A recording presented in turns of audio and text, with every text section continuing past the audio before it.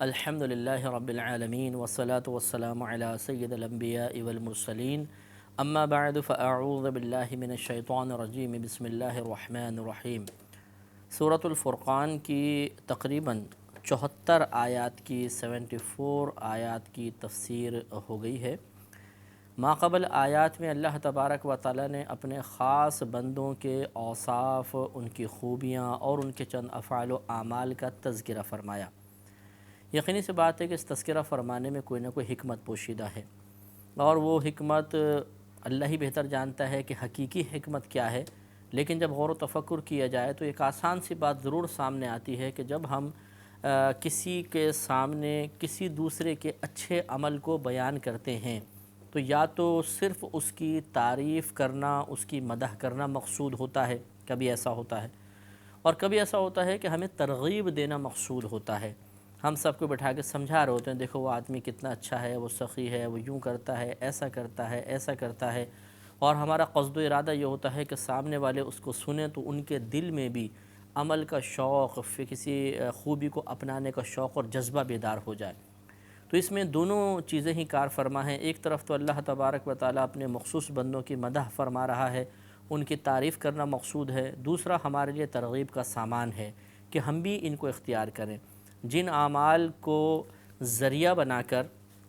یا جن بہت سارے اعمال کو ذریعہ بنا کر، جن میں سے چند ایک یہ بھی ہیں وہ اللہ کی بارگاہ میں مقبول ہوئے، ہم بھی اگر ان اعمال و افعال کو اپنائیں گے تو انشاءاللہ ضرور اللہ تبارک و تعالیٰ کے قریب ترین ہوتے چلے جائیں گے۔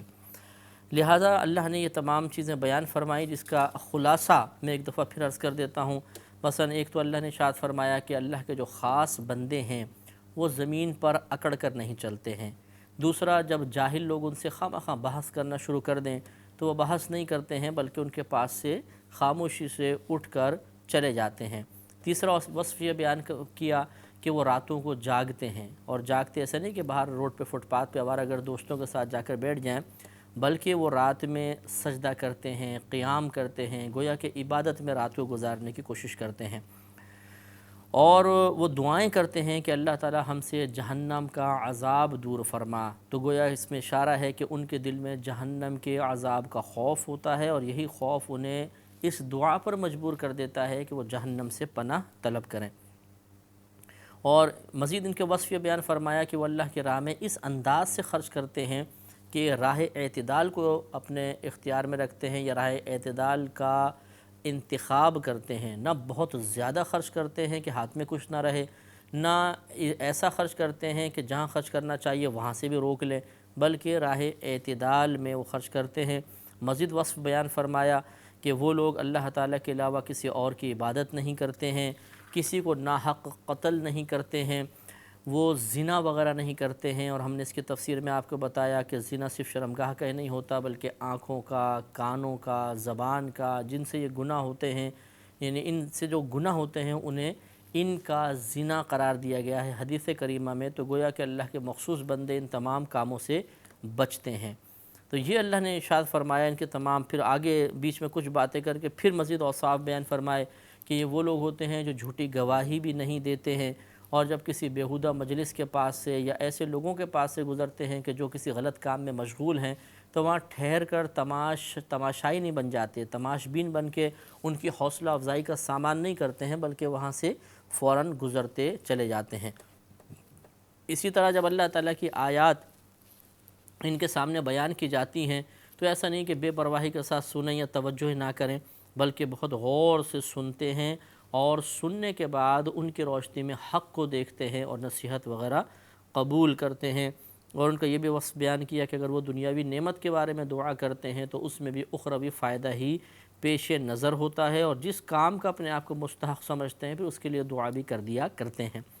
تو یہ تمام اوصاف ہیں جن کو ہم نے تفصیل کے ساتھ بیان کیا۔ ہمیں بھی غور کرنا چاہیے کہ ان میں سے کون سا وصف ہماری ذات میں موجود ہے، اور ہماری ذات ان میں سے کن اوصاف سے محروم ہے۔ جو ذات میں اچھائیاں موجود ہیں ان کو برقرار رکھنے کے لیے ہمیں کوشش کرنی چاہیے، اور جن اوصاف اور خوبیوں سے محروم ہیں انہیں اختیار کرنے کے لیے عمل کرنا چاہیے۔ جب ہم یہ کام کرنے میں کامیاب ہو جائیں گے تو جو انعام اللہ نے ان کو عطا فرمایا انشاءاللہ اس میں سے ہمیں بھی حصہ عطا کیا جائے گا۔ اس میں سے مطلب یہ نہیں کہ توڑ کر ہمیں دے دیا جائے گا، بلکہ اس کی مثل ہمیں بھی انشاءاللہ عطا کیا جائے گا۔ لہٰذا اگلی آیات میں اللہ تبارک و تعالیٰ نے ان اپنے مخصوص بندوں کے انعامات کا تذکرہ فرمایا۔ ارشاد ہوتا ہے کہ اولئک، یہ وہ لوگ ہیں یجزون الغرفۃ، کہ جنہیں غرفہ کا بدلہ دیا جائے گا۔ غرفہ کا مطلب ہوتا ہے بالا خانہ، جیسے غرفتن عربی میں کمرے کو کہتے ہیں، مراد اوپر کمرہ ہے جو ان کو بالا خانہ دیا جائے گا، بما صبروا، اس کے بدلے میں جو انہوں نے صبر کیا۔ وَيُلَقَّوْنَ فِيهَا تَحِيَّةً وَسَلَامًا، اور وہاں پر یہ تحیت اور سلام کے ساتھ ان کی پیشوائی ہوگی، یعنی ان سے ملاقات کی جائے گی، ان کا استقبال کیا جائے گا۔ تو اس میں یہ بات بڑی توجہ طلب ہے کہ اولئک یجزون الغرفۃ بما صبروا، یہ جو ان کو اخروی انعام، بڑے بڑے بالا خانے اور محلات دیے جائیں گے، اس وجہ سے کہ انہوں نے دنیا میں صبر کیا تھا۔ صبر کا لغوی معنی ہوتا ہے کہ اپنے آپ کو روکنا، بچانا۔ تو بعض اوقات ایسا ہوتا ہے کہ نفس کی مرضی کے خلاف کوئی کام ہوتا ہے تو نفس شکوہ کرتا ہے، شکایت کرتا ہے، یا انتقام کی درخواست کرتا ہے، انتقام کے لیے ہمیں اکساتا ہے۔ تو اپنے آپ کو انتقام سے روک لینا، اپنے آپ کو بدلہ لینے سے، اعتراض سے، شکوہ شکایت سے روکنا، اس کا نام صبر ہوتا ہے۔ اور صبر کی مختلف اقسام ہوتی ہیں۔ ایک ہوتا ہے آنے والی مصیبت پر صبر، اللہ کی طرف سے کوئی مصیبت آ گئی، ناگہانی آفت آ گئی، اس پر صبر کا مطلب یہ ہوگا کہ ہم کچھ اللہ کی بارگاہ میں شکوہ شکایت نہ کریں، زبان اعتراض دراز نہ کریں، ہمارے دل میں ناپسندیدگی پیدا ہونا تو ایک فطری بات ہے، اس کو استقامت نہ دیں، فوراً جھٹک دیں کہ نہیں، جیسا اللہ ہمیں رکھے ہم اس کی رضا پر راضی ہیں۔ اگر ہم یہ کرنے میں کامیاب ہو جاتے ہیں تو گویا آنے والی مصیبتوں پہ ہم نے صبر کر لیا۔ دوسرے صبر کی قسم ہوتی ہے گناہوں کے پرہیز پر صبر، کیونکہ نفس چاہتا ہے گناہوں اور گناہ کے ذریعے اس کے لیے لذت کا سامان ہو۔ جب آپ اس کو گناہوں سے روکیں گے تو گویا کہ آپ نے نفس کی مرضی کے خلاف کام کیا، تو پھر یہ سیخ پا ہو جاتا ہے، بے چینی اور اضطراب اور بے قراری پیدا کرتا ہے۔ یہ وجہ ہے جو گناہگار ہے اگر وہ کسی گناہ سے اپنے آپ کو روکنے کی کوشش کرے تو وہ خود آپ کو یہ کہتا ہوا نظر آئے گا کہ میں بہت ہی بے چینی محسوس کر رہا ہوں، میرے لیے گناہ سے بچنا بڑا مشکل ہو رہا ہے، اور اندر سے مجھے ایسا لگتا ہے کہ مجھے کھینچ رہا ہے اس گناہ کی طرف۔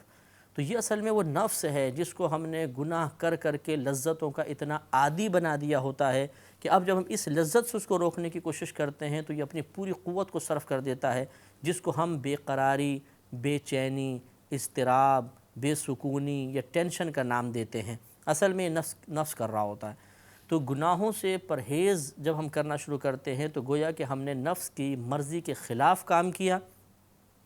اور خلاف مرضی نفس پر جب نفس سیخ پا ہو کر ہمیں ابھارتا ہے کہ ہم یہ کام کریں، تو اب اس کو اگر ہم روکیں گے گناہ سے، اس کو شکوہ شکایت سے روکیں گے، کیونکہ معاذ اللہ جب آپ گناہ سے اپنے آپ کو روکنے کی کوشش کریں گے تو محسوس آپ یہ کریں گے کہ نہ چاہتے ہوئے بھی بعض اوقات باطن سے اس قسم کی آواز آتی ہے، ایک دم خیال ذہن میں آتا ہے کہ کیوں شریعت نے اتنی پابندی رکھی، کیوں یہاں یہ مت دیکھو، یہاں مت جاؤ، یہ نہ بولو، یہ نہ پیو، یہ نہ کھاؤ، کیوں ایسا ہوا؟ یہ آپ نہیں کر رہے، یہ آپ کے نہ چاہتے ہوئے نفس آپ کو بہکا رہا ہے، یا شیطان آپ کے کان میں ڈالتا ہے اور ایک شکوہ بیدار کرنے کی کوشش کرتا ہے احکام شرعیہ سے متعلق، تاکہ ہم اللہ تعالیٰ کے ان احکام کے خلاف علم بغاوت اٹھائیں یا زبان اعتراض دراز کریں، کیونکہ جب ہم کیوں کہتے ہیں اللہ کے کسی حکم پر تو اس کا پھر انجام کفر ہی ہوتا ہے۔ یہ میں نہیں کہہ رہا ہوں کہ دل میں خیال پیدا ہوا کہ کیوں ایسا ہوا تو ہم فوراً کافر ہو جائیں گے، ایسا نہیں ہوتا، لیکن ایک وقت ایسا آتا ہے کہ پھر انسان ان افعال و اعمال کو اپنے لیے یعنی ان احکام کو اپنے لیے ایک بہت بڑی پابندی اور ایک قید محسوس کرنے لگ جاتا ہے، اور پھر وہ ایک دم باغی ہو جاتا ہے کہ یہ کیا ہے، یہ نہ کرو، وہ نہ کرو، ہم بس آزادی کے ساتھ کریں گے، ہم نہیں مانتے ان چیزوں کو معاذ اللہ۔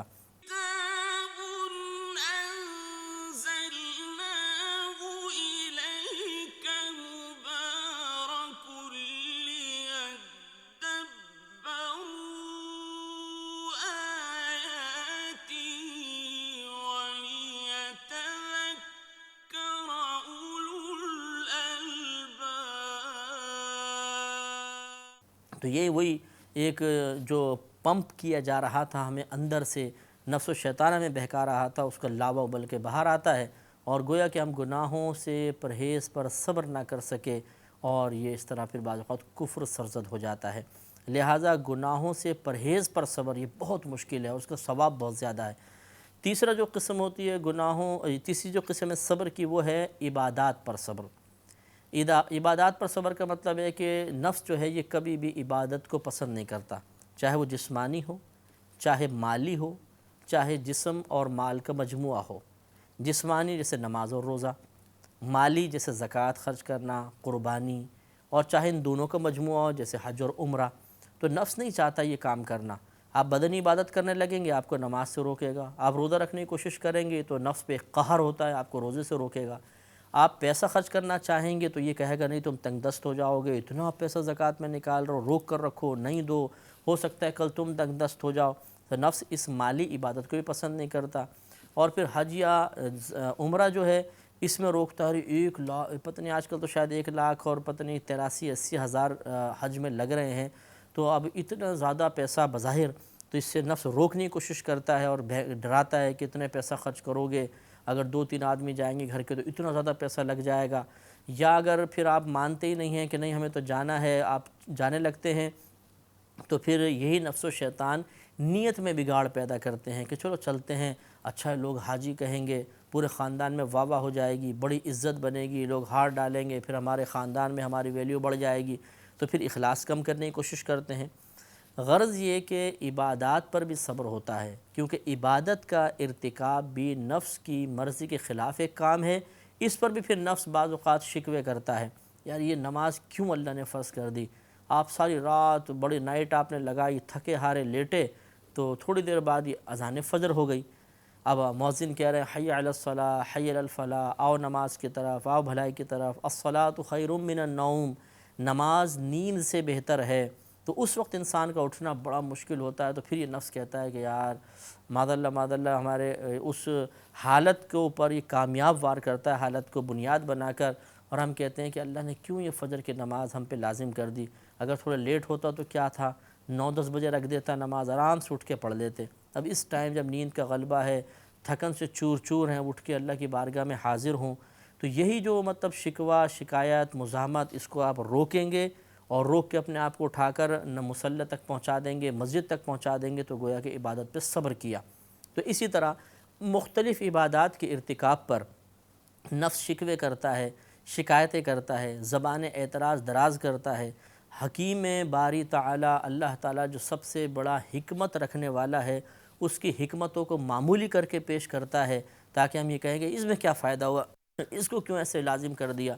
اب یہ کیوں ہمیں کیا پتہ، وہ تو اللہ تبارک و تعالیٰ ہے جس نے یہ کیوں کے لیے جو عقل ہمارے ذہن، جو ہمارا ذہن کام کر رہا ہے، جو کیوں کے سوالات بیدار ہو رہے ہیں، یہ ذہن بھی اسی رب کا عطا کردہ ہے۔ بہرحال تو اب عبادات پر صبر کا مطلب ہوتا ہے انہیں استقامت سے ادا کرنا، اور جو ان کی ادائیگی کی راہ میں رکاوٹ بننے والی باطنی مزاحمت ہے اسے کچل دینا، یہ ہے عبادات پر صبر۔ تو اللہ نے ارشاد فرمایا کہ اولئک یجزون الغرفۃ بما صبروا، یہ وہ لوگ ہیں کہ انہیں بدلہ دیا جائے گا بالا خانوں کا، اوپر بڑے بڑے مکانوں کا، اس سبب سے جو انہوں نے صبر کیا۔ تو اس صبر کے تمام اقسام کو شامل ہے۔ یہ جو اللہ کے نیک بندے ہیں یہ عبادات پر بھی صبر کرتے ہیں، یہ گناہوں سے پرہیز پر صبر کرتے ہیں، یہ اللہ کی طرف سے آنے والی ناگہانی آفات اور مصیبتوں پہ صبر کرتے ہیں۔ ان سب کا بدلہ اللہ تعالیٰ نے خود قرآن میں صراحتاً بیان فرمایا کہ ان کو جنت میں داخلہ ملے گا، اور وہاں پر ان کا استقبال کیا جائے گا، ان کو فرشتے سلام کریں گے،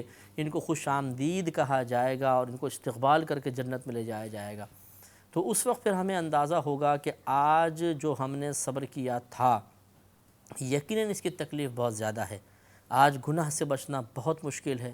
نیکیوں پہ استقامت، عبادات پہ استقامت بہت مشکل ہے، آنے والی مصیبتوں پر صبر و تحمل کرنا بہت مشکل کام ہے، لیکن جب اس کا انعام اگر ہم دیکھیں تو بہت ہی بڑا ہے۔ تو اس لیے کسی بزرگ کا یہ مقولہ بڑا پیارا ہے، وہ ارشاد فرماتے ہیں کہ کبھی کسی گناہ کی لذت کی وجہ سے گناہ مت کرنا، اس لیے کہ لذت ختم ہو جائے گی لیکن گناہ تمہارے نام اعمال میں باقی رہے گا، اور کسی نیکی کی مشقت کی بنا پر نیکی کو چھوڑنا نہیں، اس لیے کہ مشقت ختم ہو جائے گی لیکن وہ نیکی تمہارے نام اعمال میں باقی رہے گی۔ اس لیے ہمیں بھی غور کرنا چاہیے کہ آج اپنے آپ کو آزادانہ اگر ہم زندگی گزارنے کا عادی بنا دیں گے، احکام شرعیہ کو ہم معمولی سمجھ کر چھوڑیں گے اور ہم ہر چیزوں سے مزہ حاصل کرنے کی کوشش کریں گے، چاہے شریعت نے ہمیں اس کی اجازت دی ہو یا نہ دی ہو، تو پھر ہو سکتا ہے کہ ہم ان انعامات سے محروم رہ جائیں۔ اور اس وقت جس وقت یہ انعامات مل رہے ہوں گے، اس وقت یہ زندگی کے جو سال ہیں، 20 سال، 25، 30، 50، 60 سال، یہ بالکل معمولی نظر آئیں گے، بالکل معمولی۔ جیسے آج آپ غور کر لیں، میں اکثر یہ عرض کرتا ہوں، کسی کی عمر 30 سال ہے، 40 سال، 50 سال، 60 سال، آپ سابقہ زندگی کو آپ دیکھیے، اگر آپ ابھی 60 سال ہیں تو آپ کی زندگی کے سابقہ جو 60 سال ہیں وہ آپ کو بہت چھوٹے سے نظر آئیں گے، اگرچہ طوالت بہت زیادہ ہے، لیکن ابھی جب آپ سوچیں گے تو 60 سال زندگی کا خلاصہ نکال کے آپ بتا سکتے ہیں۔ ایسا تو نہیں کہ ایک ایک دن کی مکمل کیفیات آپ کو یاد ہوں، اس دن کی پوری تکلیفات، پوری خوشیوں کے جو لمحات تھے، ان کے جو اثرات آپ کی طبیعت پر مرتب ہوئے تھے، وہ کیفیت آج بھی آپ تازہ کرنے میں کامیاب ہو جائیں، نہیں، بھول جاتا ہے انسان سب کچھ۔ تو 60 سال کا عرصہ گزر گیا تو اس کے تمام چیزیں بھی تقریباً انسان بھول جاتا ہے۔ ایسے جب میدان معاشر میں پہنچیں گے سب کچھ ختم ہو جائے گا، بالکل معمولی سا لگے گا۔